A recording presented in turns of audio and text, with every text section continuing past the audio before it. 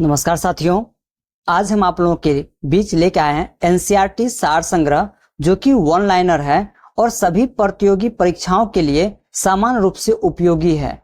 ठीक है, तो इनके राइटर हैं महेश कुमार वर्णवाल। तो दोस्तों, आज की इस वीडियो में हम आपको बताएंगे, सबसे पहली बात आपको हम प्राचीन भारत का इतिहास को बताएंगे, जिसमें कि आज के इस वीडियो में हम आपको क्लियर करेंगे प्राचीन भारत के ऐतिहासिक स्रोत, पाषाण काल और हड़प्पा सभ्यता।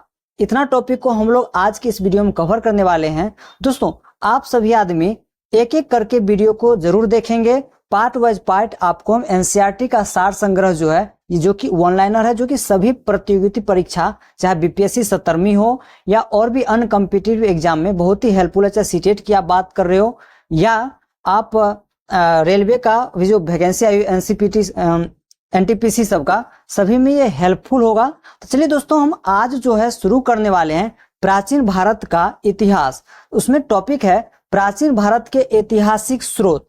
अब हम लोग सबसे पहली बात ये जानेंगे, कहता है कि इतिहास किसे कहा गया है या इतिहास किसे कहा जाता है। तो हम जानेंगे, कहता है कि इतिहास किसे कहा जाता है। इसी को इंग्लिश में कह सकते हैं व्हाट इज हिस्ट्री। कहता है किसी व्यक्ति, समाज, किसी व्यक्ति, समाज अथवा देश से संबंधित महत्वपूर्ण, विशिष्ट व सार्वजनिक क्षेत्र की घटनाओं, तथ्यों आदि का कालक्रमिक विवरण, क्रोनोलॉजिकल डिस्क्रिप्शन क्या कहलाता है? इतिहास कहलाता है। दोस्तों याद रखिएगा, कहता है किसी व्यक्ति, समाज अथवा देश से संबंधित महत्वपूर्ण, विशिष्ट व सार्वजनिक क्षेत्र की घटना, तथ्यों आदि का कालक्रमिक विवरण इतिहास कहलाता है। चलिए नेक्स्ट हम जानेंगे, आपसे प्रश्न पूछा जाएगा कि इतिहास का पिता मतलब फादर ऑफ हिस्ट्री किसे कहा जाता है। तो हम याद रखेंगे हेरोडोटस। याद रखिएगा दोस्तों, इतिहास के पिता जो है हेरोडोटस को कहा जाता है, उसी को माना जाता है। नेक्स्ट प्रश्न हमारे साथ है, प्राचीन भारत के इतिहास से संबंधित प्रथम वास्तविक पुस्तक किसे माना जाता है। तो याद रखिएगा राज तरंगिनी को प्राचीन भारत के इतिहास से संबंधित प्रथम वास्तविक पुस्तक माना गया है, राज तरंगिनी को। नेक्स्ट क्वेश्चन कह रहा है कि उत्कीर्ण चिन्ह वाले प्राचीनतम सिक्के क्या कहलाते हैं। तो याद रखिएगा आहत सिक्के, पंचमार्क कॉइन्स। याद रखिएगा दोस्तों, आपसे क्वेश्चन पूछा जाएगा उत्कीर्ण चिन्ह वाले प्राचीनतम सिक्के क्या कहलाते हैं? आहत सिक्के। नेक्स्ट प्रश्न वो देखते हैं। नेक्स्ट आपको है, सिक्कों के अध्ययन को मुद्रा शास्त्र, न्यूमेस्टिक कहा जाता है। याद रखिएगा, सिक्कों का जो हम अध्ययन करते हैं उसको मुद्रा शास्त्र कहा जाता है। नेक्स्ट क्वेश्चन है, भारत में प्रागैतिहासिक खोज प्रारंभ करने का श्रेय किसे दिया जाता है? डॉक्टर प्राइमरोज को। याद रखिएगा, प्रागैतिहासिक खोज जो है प्रारंभ में किसे दिया गया है? तो याद रखिएगा डॉक्टर प्राइमरोज को। नेक्स्ट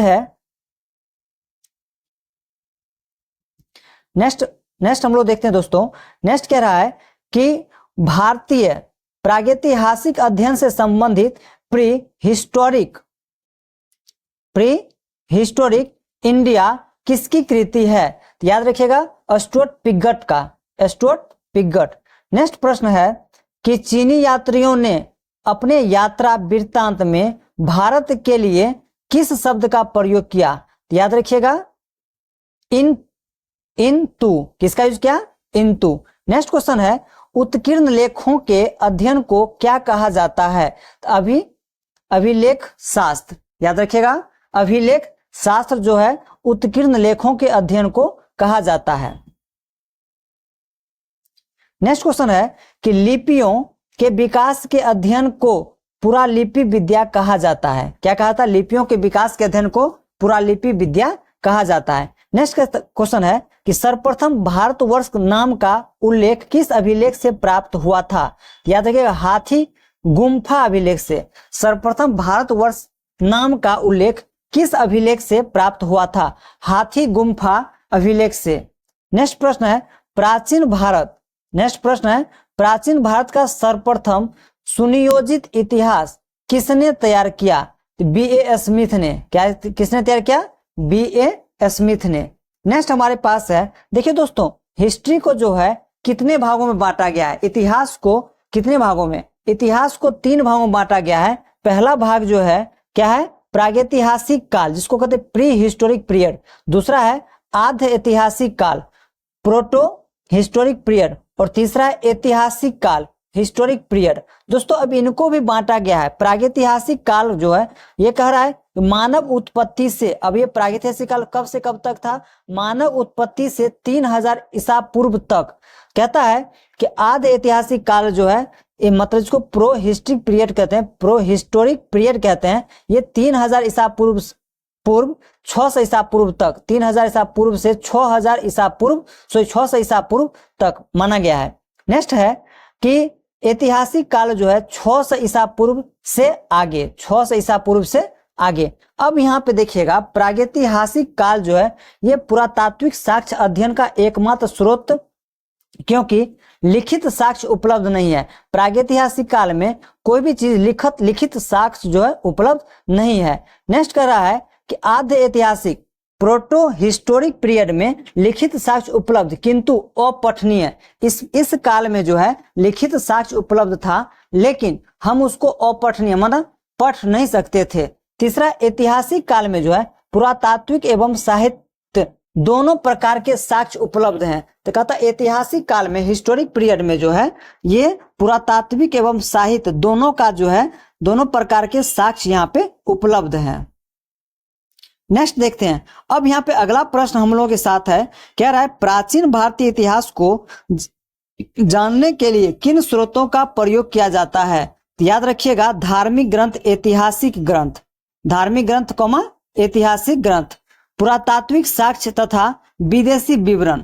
तो क्वेश्चन आपको पूछा जाएगा प्राचीन भारतीय इतिहास को जानने के लिए किन किन स्रोतों का अध्ययन, किन किन स्रोतों का प्रयोग किया जाता है? धार्मिक ग्रंथ, ऐतिहासिक ग्रंथ, पुरातात्विक साक्ष्य तथा विदेशी विवरण।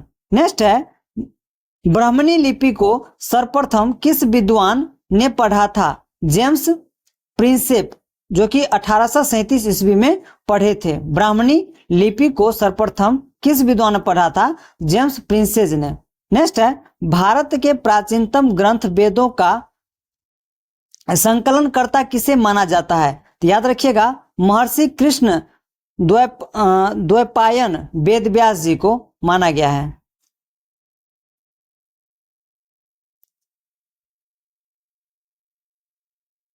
नेक्स्ट हम लोग जानते हैं, कहता है पौराणिक मान्यता के अनुसार भारत के प्राचीनतम राजा कौन थे?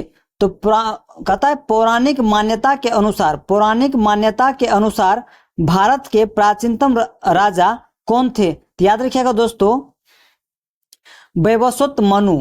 नेक्स्ट है वायु पुराण में किस वंश का उल्लेख है? गुप्त वंश। कौटिल्य के अर्थशास्त्र से किस वंश के इतिहास की जानकारी मिलती है? मौर्य वंश। याद रखिएगा। नेक्स्ट जैन धर्म का प्रारंभिक इतिहास किस ग्रंथ से प्राप्त होता है? याद रखिए कल्पसूत्र से। कहां से होता है? कल्पसूत्र से। भारतीय पुरातत्व सर्वेक्षण संस्कृति मंत्रालय के अंतर्गत एक संलग्न संगठन है। नेक्स्ट हम देखते हैं मत्स्य पुराण।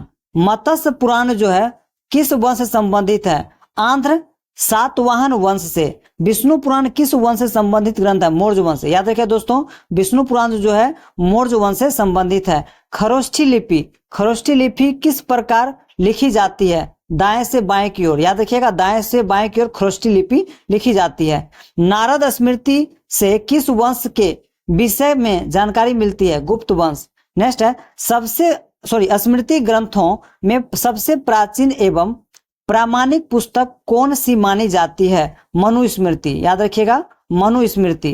कहता है कि शुंग काल का मानक ग्रंथ किसे कहा जाता है? तो मनुस्मृति को कहा जाता है शुंग काल का मानक ग्रंथ ही कहा जाता है। नेक्स्ट है स्त्री को पुरुष की अर्धांगिनी किस ग्रंथ में कहा गया है? याद रखिएगा शतपथ ब्राह्मण में। शतपथ ब्राह्मण में स्त्री को पुरुष की अर्धांगिनी कहा गया है। कहता है कि महाभारत का प्रारंभिक आश्वलायन गृहसूत्र में मिलता है। प्रारंभ में इसमें मात्र 88 श्लोक थे और इसका नाम जय संहिता था। कुछ समय पश्चात यह बढ़कर 24,000 श्लोक हो गया और भारत नाम से प्रसिद्ध हुआ। अंत में 1,00,000 श्लोक होने के कारण इसे सप्तसाहस्री संहिता या महाभारत कहा जाने लगा। दोस्तों इस चीज को अच्छे से ध्यान दीजिएगा और पढ़िएगा। नेक्स्ट क्वेश्चन कह रहा है कि पुरालेख विद्या से क्या अभिप्राय है। तो कहता है कि शिलालेखों का अध्ययन, पुरालेख विद्या से शिलालेखों का अध्ययन अभिप्राय है। नेक्स्ट कहता है पुरावशेष का महानतम अन्वेषक किसे माना गया है। डार्विन को। याद रखिएगा दोस्तों, डार्विन को। कहता है इब्बतूता का यात्रा वृत्तांत किस नाम से प्रसिद्ध है। याद रखिए रेहला।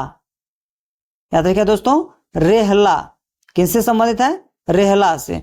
कहता है हेनसोंग ने किस विश्वविद्यालय में बौद्ध धर्म का अध्ययन किया था। नालंदा विश्वविद्यालय में। हेनसोंग ने किस विश्वविद्यालय में बौद्ध धर्म का अध्ययन किया था। नालंदा विश्वविद्यालय में। नेक्स्ट प्रश्न देखिए दोस्तों, कहता है प्रमुख अभिलेख व शासक। नेक्स्ट है प्रमुख अभिलेख व शासक। हाथी गुम्फा अभिलेख। कहता है किनसे, इसका शासक कौन थे। कलिंग नरेश खारवेल।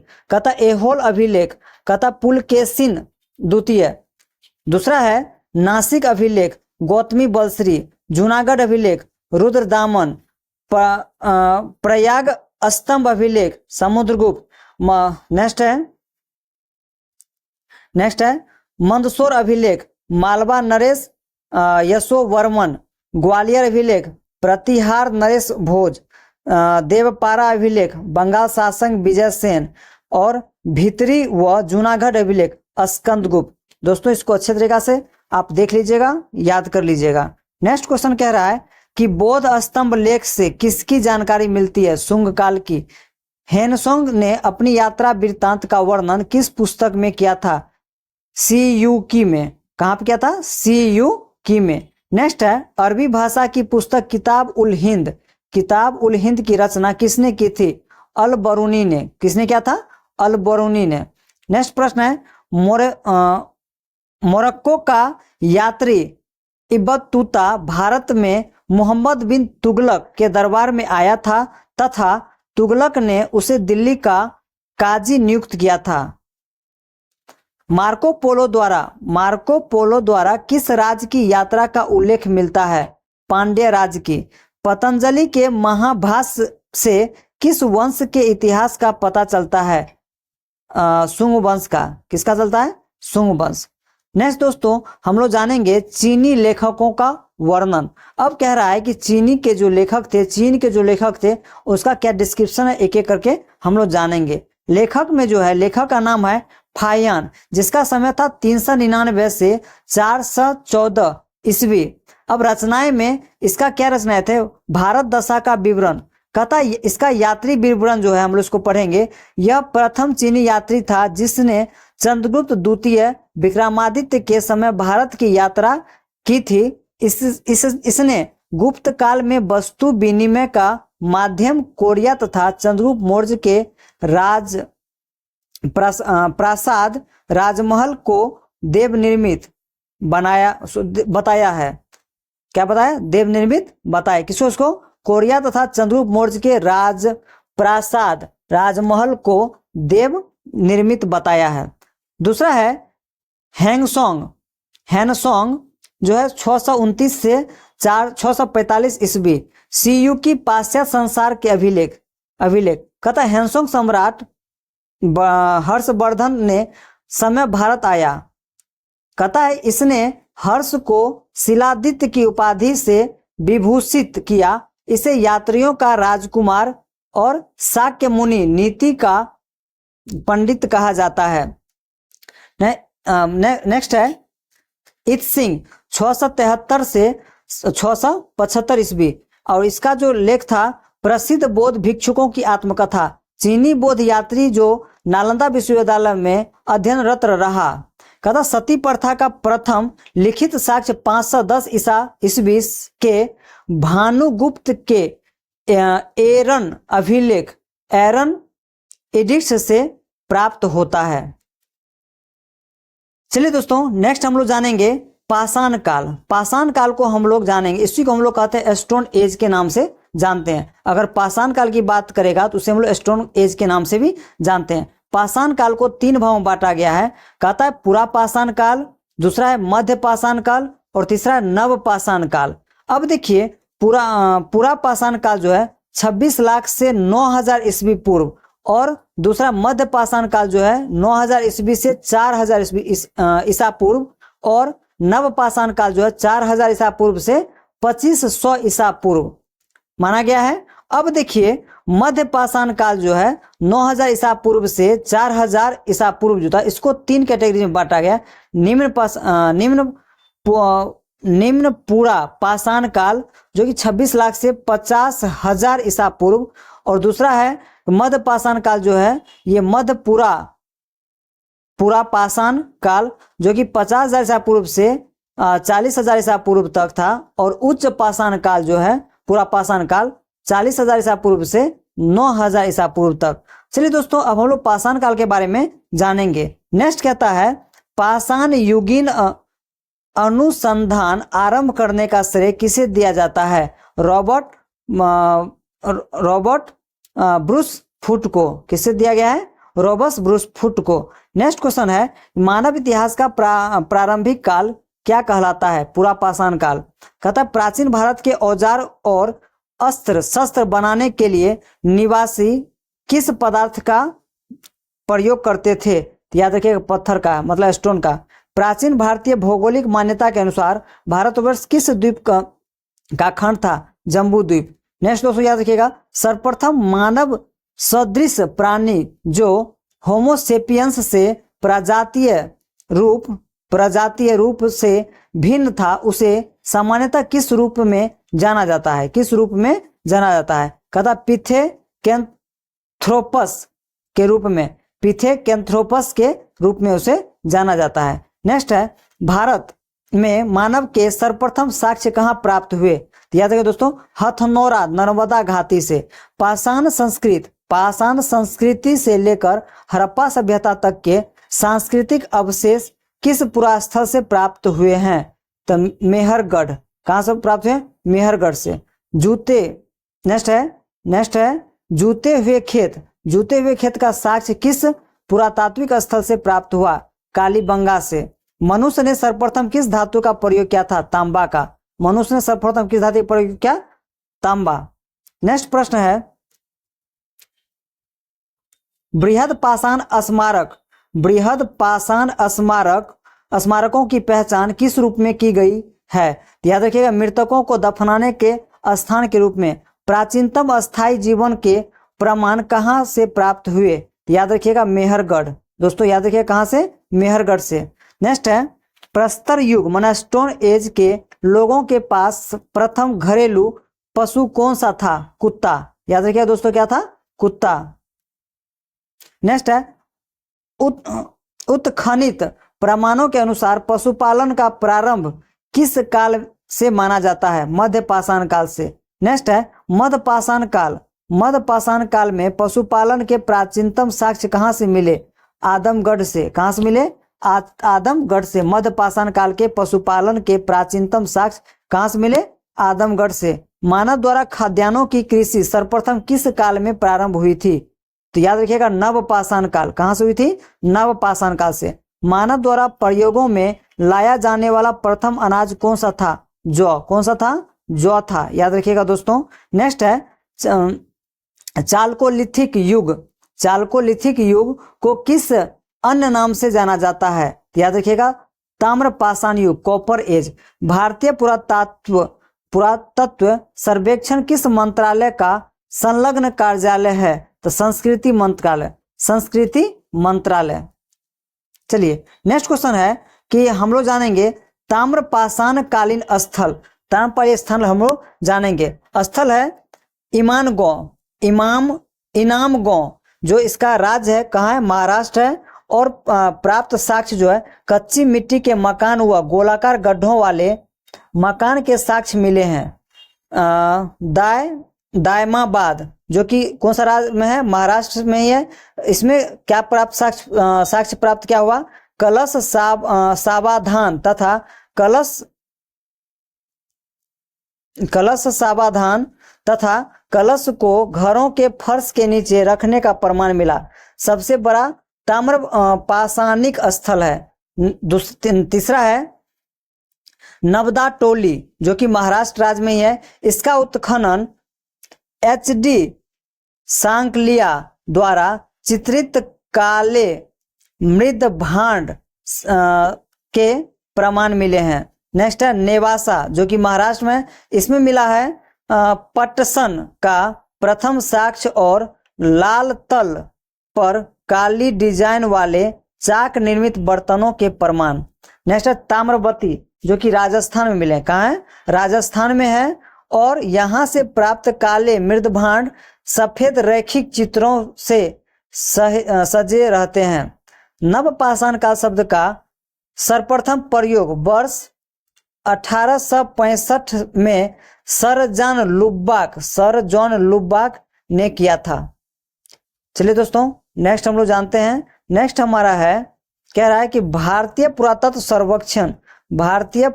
सर्वेक्षण के प्रथम महानिदेशक कौन थे, तो जॉन मार्शल। भारतीय पुरातत्व का जनक, फादर ऑफ इंडियन आर्कियोलॉजी किसे कहा जाता है, अलेक्जेंडर कनिंघम को।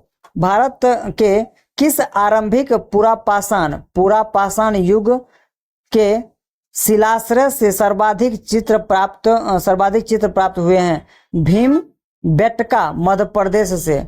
नेक्स्ट है कुंभकारी मिट्टी के बर्तन बनाने की कला सर्वप्रथम प्रमाण किस युग में प्राप्त हुए हैं, नवपाषाण काल से।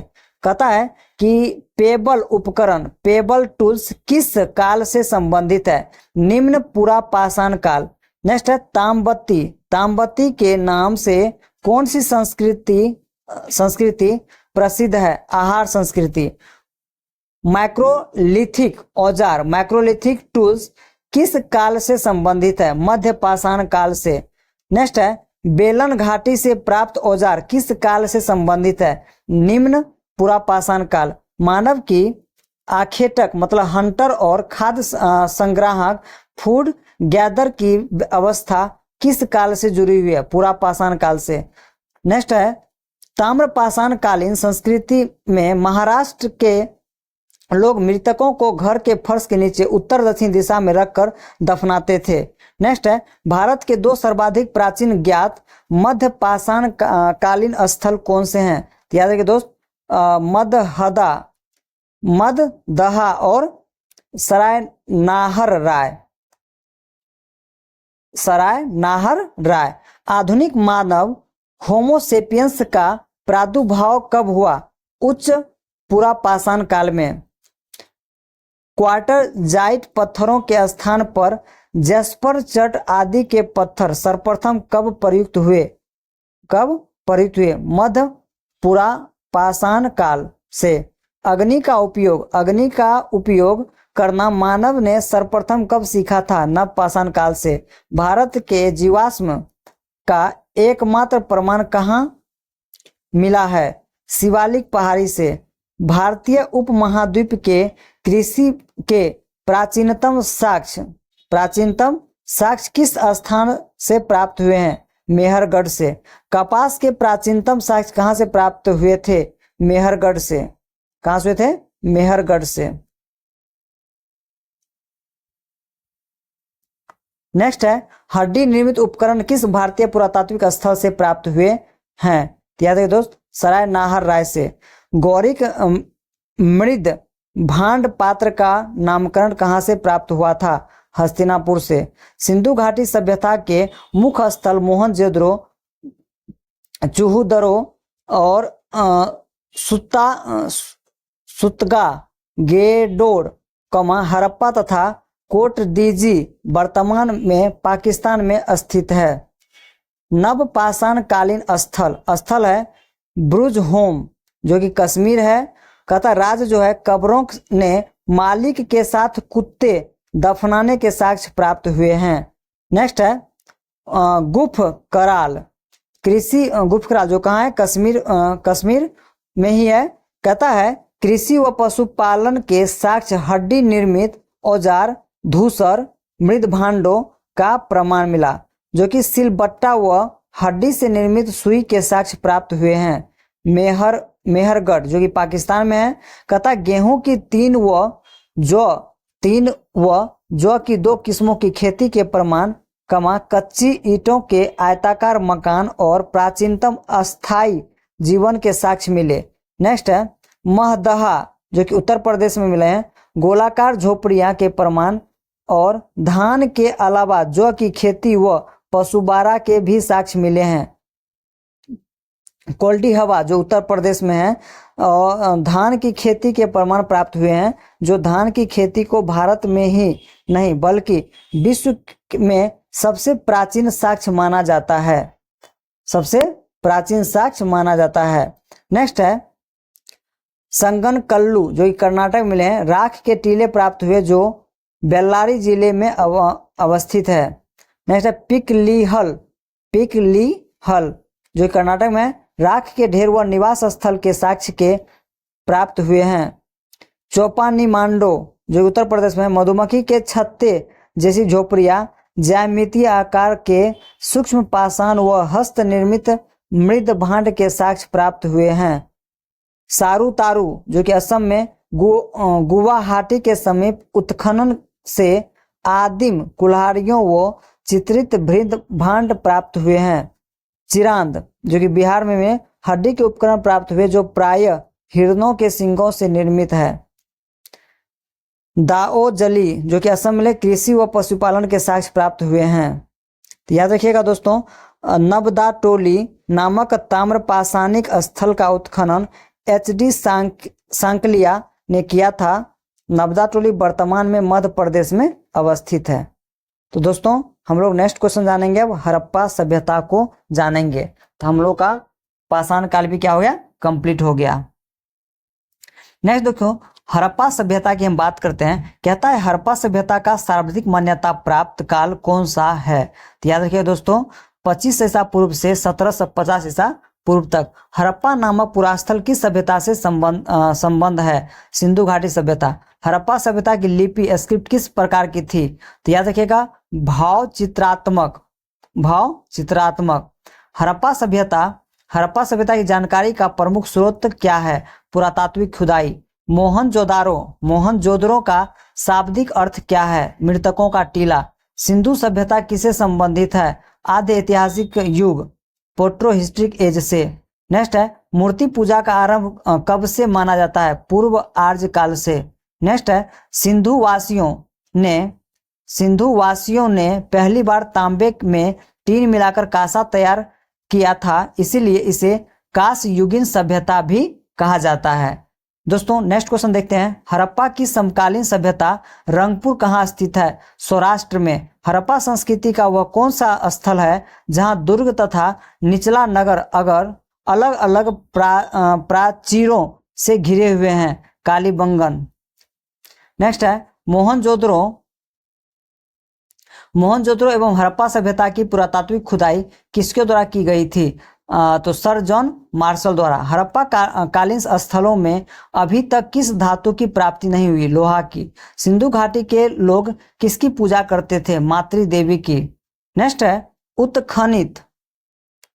उत्खनित प्रमाणों के अनुसार सिंधु सभ्यता का स्थल बनवावली हरियाणा, घग्गर और उसकी सहायक नदियों की घाटी स्थित है।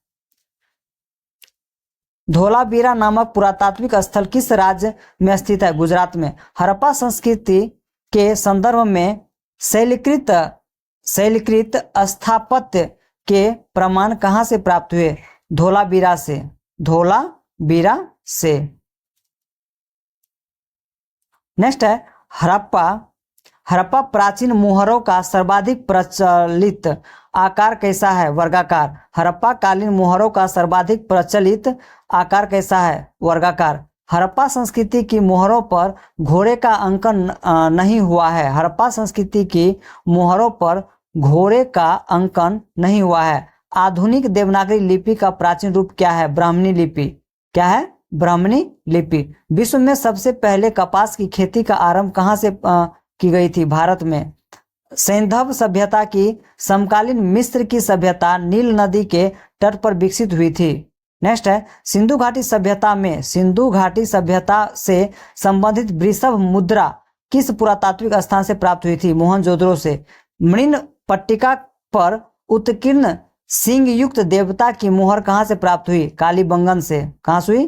कालीबंगन से। नेक्स्ट है लेखन कला की प्रणाली विकसित करने वाली प्रथम प्राचीन सभ्यता सुमेरियन सभ्यता थी। सिंधु घाटी सभ्यता गैर आर्य सभ्यता थी क्योंकि यह नगरीय सभ्यता थी, जबकि आर्य मुख्यतः कृषि पर आश्रित थे। नेक्स्ट, सिंधु घाटी सभ्यता को आर्यों से पूर्व की सभ्यता रखे जाने का महत्वपूर्ण कारक क्या है? मृद भांड। नेक्स्ट है,